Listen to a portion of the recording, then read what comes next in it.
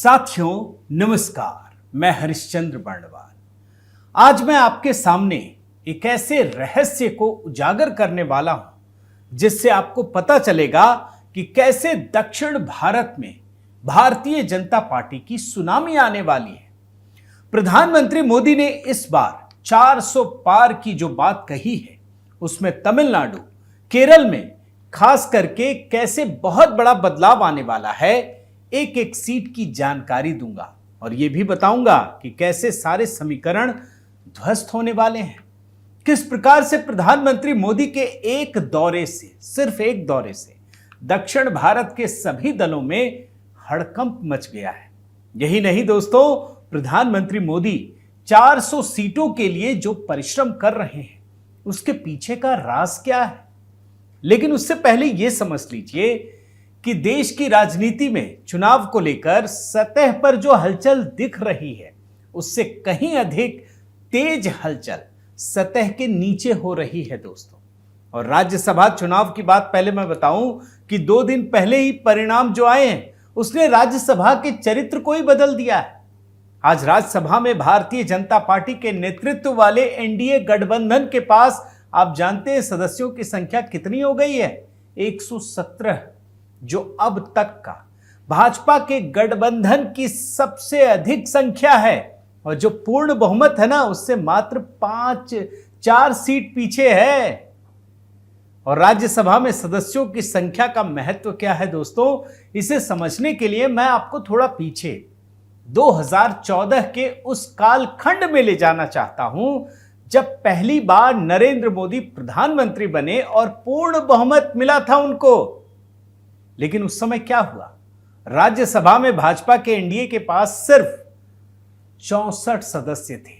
और तभी left liberal ecosystem ने यह तय कर लिया, इन पार्टियों ने, कि मोदी जी को काम नहीं करने देना है। लोकसभा में ना करेंगे, राज्यसभा में कैसे करेंगे। और उसको रोकने के लिए दोस्तों विधेयकों के जरिए जो राज्यसभा में विधेयक जा रहे थे उसको रोका जा रहा था।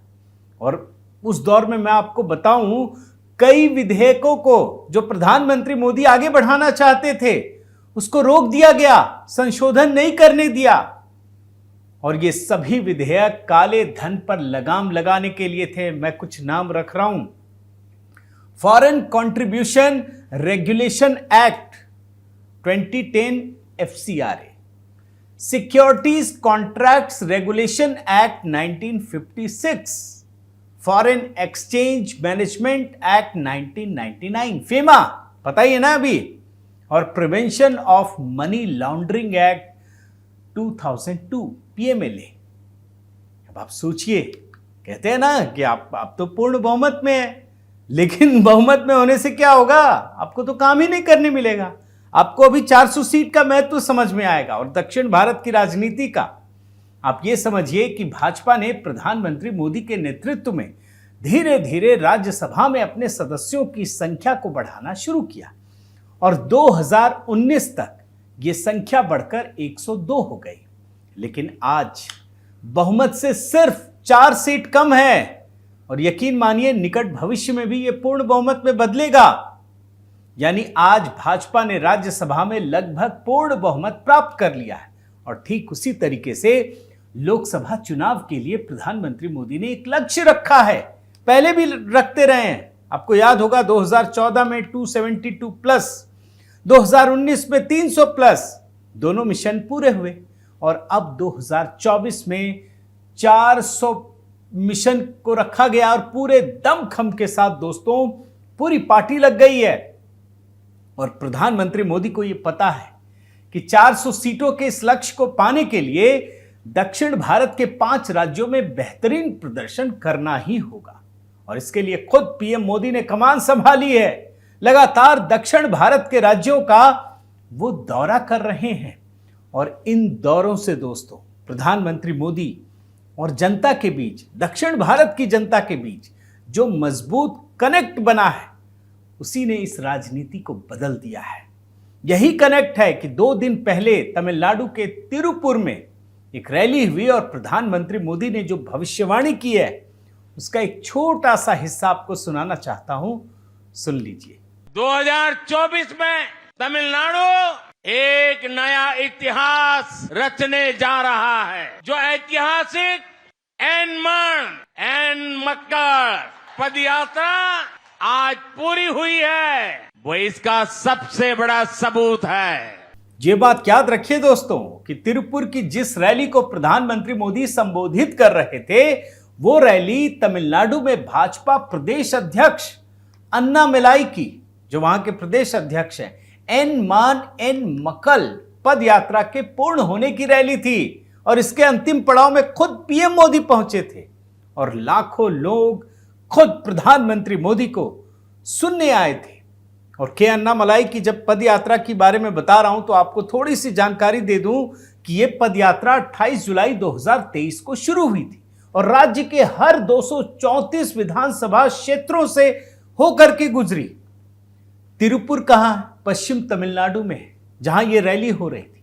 और पश्चिम तमिलनाडु, याद रखिए, इस राज्य का सबसे समृद्धशाली क्षेत्र है। यह उद्योग और व्यापार का प्रमुख क्षेत्र है राज्य के लिए। इसी क्षेत्र के करूर जिले से यहां के प्रदेश अध्यक्ष अन्नामलाई आते हैं, जो इस क्षेत्र के सबसे प्रभावशाली और बहुसंख्यक गाउंडर समुदाय के हैं।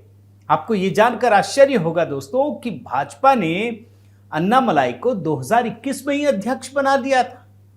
अब एक बात समझिए, जो लोग कहते हैं ना कि ईवीएम हैक हो जाता है, उनको पता चलना चाहिए कि आखिर भाजपा कब से कितनी लंबी तैयारी कर रही है। आप सोचिए ना, एक युवा को 2021 में अध्यक्ष बना दिया। अब तमिलनाडु में जीत मिलेगी तो बोलेंगे ईवीएम हैक हो गया। और आपको बताऊं दोस्तों कि तमिलनाडु के इस पश्चिम क्षेत्र में लोकसभा की 9 सीटें और विधानसभा की 57 सीटें आती हैं। इस क्षेत्र में एआईएडीएमके का एमजीआर के समय से ही जबरदस्त प्रभाव रहा है। इस क्षेत्र को कोंगू क्षेत्र भी कहते हैं। लेकिन जयललिता के निधन के बाद परिस्थितियां बदली और उसके बाद तो आपको पता है एआईएडीएमके में भी विभाजन हुआ। उसके बाद इस क्षेत्र में डीएमके ने जब चुनाव हुआ दोस्तों, पिछला चुनाव 2019 में, तो एआईएडीएमके को करारी शिकस्त दी डीएमके ने। इस क्षेत्र के सलेम, नमक्कल, इरोड, करूर, तिरुपुर, कोयम्बटूर जिलों की 9 लोकसभा सीटों पर अन्नामलाई ने अब एआईएडीएमके के प्रभाव को जबरदस्त चुनौती दे दी है। मैं आपको एक एक सीट के बारे में बता रहा हूं और यह सिर्फ चुनौती ही नहीं है, बल्कि यह मामला उससे आगे बढ़कर राज्य में प्रधानमंत्री मोदी के प्रभाव को प्रकट करता है। आप यह समझ लीजिए कि प्रधानमंत्री मोदी की रैली में लाखों लोग पहुंचे, एक ऐसा कनेक्शन दिखा जिससे आपको बहुत कुछ संकेत मिलेगा। प्रधानमंत्री मोदी की भावुकता पर लोगों का जो रिस्पांस था, किसी भी पॉलिटिकल पंडित को अपनी राय बदलने के लिए मजबूर कर सकता है। एक बयान सुना रहा हूं, ये आप देख लीजिए। पिछले 2 दिन से देख रहा हूं कि लाखों की तादाद में आप तमिलनाडु के भाई बहन हम सबको आशीर्वाद दे रहे हैं। मैं आप सबसे पहले क्षमा मांगता हूं, इतना उत्साह, इतना प्यार, इतने आशीर्वाद, लेकिन मैं तमिल में भाषण नहीं कर पा रहा हूं। समझ लेता हूं, कभी कुछ वाक्य बोल लेता हूं, लेकिन मैं तमिल में भाषण नहीं कर पा रहा हूं। उसके बावजूद भी लाखों लोग बैठ रहे हैं, मुझे सुनने समझने की कोशिश कर रहे हैं। ये कारण है आपका प्यार, आपके आशीर्वाद, आपका विश्वास। मैं आपके इस प्यार के लिए, इस विश्वास के लिए आज तमिलनाडु के लोगों को शत शत नमन करता हूं, सर झुकाकर प्रणाम करता हूं। और जानते हैं, तमिलनाडु के इस पर्टिकुलर जगह में प्रधानमंत्री मोदी के सामने यह भावुकता तब भी देखने को मिली जब लाखों लोगों ने मोबाइल की फ्लैश लाइट से केंद्र सरकार के विकास के कामों का जश्न मनाया। आप वीडियो देख लीजिए बड़े ध्यान से। ये तमिलनाडु है, बड़ा बदलाव आ गया है। प्रधानमंत्री मोदी ने जिस तरह से तमिलनाडु में विकास को गति दी है, आप ये समझिए कि उससे एमके स्टालिन की सरकार बौखला गई है। प्रधानमंत्री मोदी ने इसरो के दूसरे रॉकेट लॉन्चिंग पैड की आधारशिला क्या रखी। आप ये समझिए कि डीएमके की सरकार पूरी तरह से कंफ्यूज हो गई है। उसने इसरो के इस लॉन्चिंग पैड के शिलान्यास की वाहवाही लूटने के लिए बड़ा विचित्र काम किया। समाचार पत्रों में जो विज्ञापन दिया उसमें भारत का झंडा लगाने के बजाय चीन का झंडा लगा दिया दोस्तों। आप सोचिए। और इस पर प्रधानमंत्री मोदी ने डीएमके की राजनीति पर करारा प्रहार किया। उनका एक बयान सुनाता हूं, उसके पीछे की वजह क्या है ये भी आपको बताऊंगा। पहले ये बयान सुनिए। जो टैक्स तमिलनाडु के भाई बहन देते हैं, उन पैसों से उन्होंने एडवर्टाइजमेंट दिया और एडवर्टाइजमेंट दे करके उसमें भारत के स्पेस का चित्र नहीं रखा।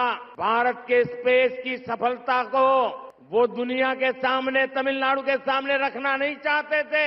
उन्होंने हमारे साइंटिस्टों का अपमान किया, आपके टैक्स के मनी का अपमान किया, आपका अपमान किया। ऐसा आंखें बंद करने वाले, पूरी तरह न देख पाने वाले ये डीएमके को अब सजा करने का मौका आ गया है। वैसे डीएमके क्यों परेशान हो गई है, इसकी वजह सुनकर आपको एक कड़वी हकीकत भी पता चलेगी। जानते हैं, दरअसल 60 के दशक में डीएमके की अन्नादुराई की सरकार ने ही इसरो के संस्थापक विक्रम साराभाई को मजबूर कर दिया था कि वो तमिलनाडु में लॉन्चिंग पैड न बना सके। यहां तक कि डीएमके की सरकार ने, मतलब उनकी सरकार से परेशान होकर विक्रम साराभाई ने आंध्र प्रदेश के श्रीहरिकोटा में रॉकेट लॉन्चिंग स्टेशन बना दिया। और उस समय भी केंद्र की सत्ता में गांधी परिवार का ही एकाधिकार था।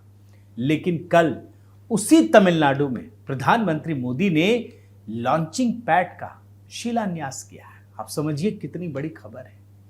और आज जब विक्रम साराभाई का वो सपना प्रधानमंत्री मोदी पूरा कर रहे हैं तो इस पूरे क्षेत्र में करीब 3 लाख करोड़ रुपए का निवेश होगा और हजारों युवाओं को नौकरी मिलेगी।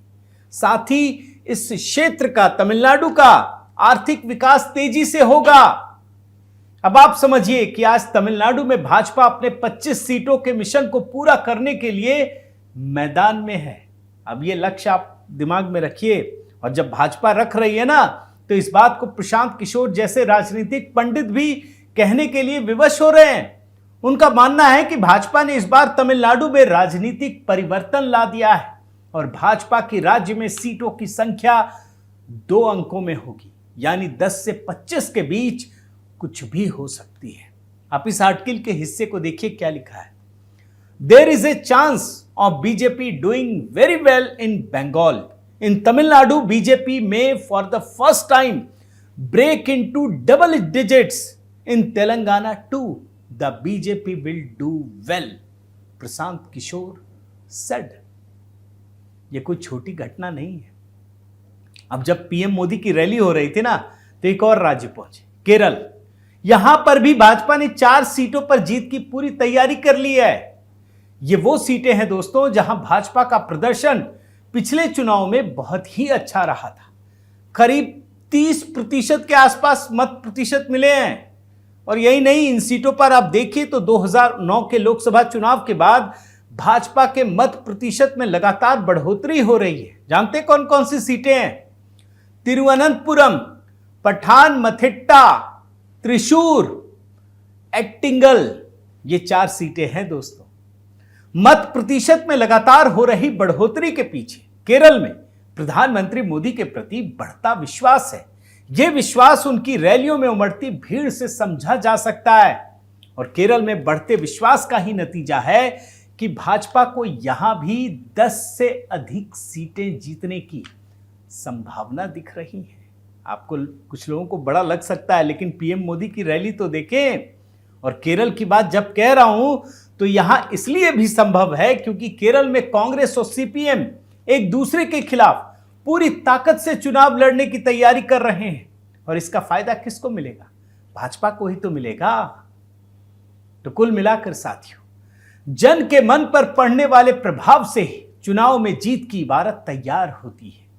तमिलनाडु समेत दक्षिण भारत में जिस तरह से प्रधानमंत्री मोदी के साथ जनता का सीधा कनेक्ट है, उससे यह समझना बिल्कुल भी मुश्किल नहीं है कि दक्षिण भारत में भी वही सुनामी आने वाली है जो 2019 के लोकसभा चुनाव में उत्तर भारत में आई थी।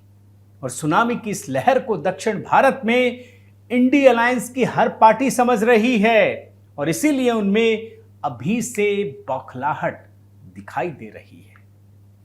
तो बहुत बहुत धन्यवाद दोस्तों। उम्मीद है दक्षिण भारत की राजनीति को मैंने पूरी तरह से समेटने का प्रयास किया। आपकी क्या राय है? आपको क्या लगता है? क्या तमिलनाडु में जो बदलाव मैं आपको दिखा रहा हूं या वो रिसर्च से दिख रहा है, आपको क्या लगता है? क्या उससे भी बड़ा बदलाव आने वाला है या ये बढ़ा चढ़ाकर पेश किया जा रहा है? मेरे कई सारे दोस्त हैं जो साउथ इंडिया से हैं। मैं अपने व्हाट्सएप मैसेज पर देख रहा था दोस्तों, जो ये नंबर फ्लैश कर रहा हूं व्हाट्सएप का, उसमें आप भी जुड़िए। मैं देख रहा था कि उनकी अपनी एक बड़ी अच्छी राय है। तो आप जरूर बताइएगा कि दक्षिण भारत में भाजपा की क्या स्थिति है। लेकिन इस बार यह तय है कि दक्षिण भारत में प्रधानमंत्री मोदी के प्रति जो लोगों का स्नेह दिख रहा है, वहां बहुत बड़ी जीत मिलने जा रही है। उम्मीद है आपको पसंद आया होगा। आप कमेंट कीजिए, लाइक कीजिए, सब्सक्राइब कीजिए दोस्तों, और ये बेल आइकन प्रेस करना मत भूलिएगा। बहुत बहुत धन्यवाद। नमस्कार।